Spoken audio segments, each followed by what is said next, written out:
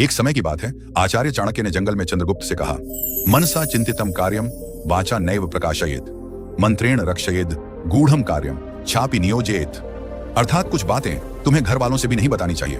हे चंद्रगुप्त, आज मैं तुम्हें बताऊंगा कि वे कौन सी बातें हैं जिन्हें तुम्हें अपने घर में भी नहीं बतानी चाहिए।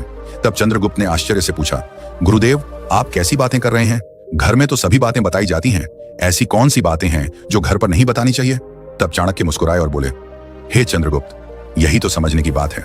यदि तुम नीति और रणनीति को गहराई से और एक व्यवस्थित दृष्टिकोण से देखोगे तो तुम समझोगे कि कुछ बातें ऐसी होती हैं जिन्हें घर में भी किसी से नहीं बताना चाहिए, क्योंकि नीति कहती है कि सब कुछ सबको नहीं बताना चाहिए।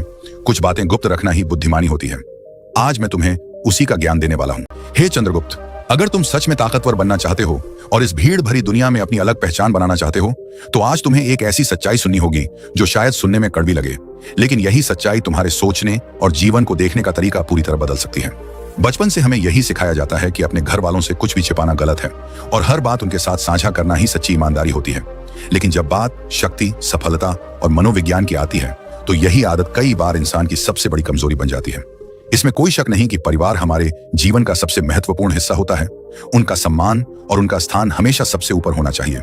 लेकिन यह भी उतना ही सच है कि तुम्हारे सपने, तुम्हारी महत्वाकांक्षाएं और तुम्हारी भावनाएं हमेशा एक ही दिशा में नहीं चलती। आज हम उन जरूरी बातों के बारे में बात करेंगे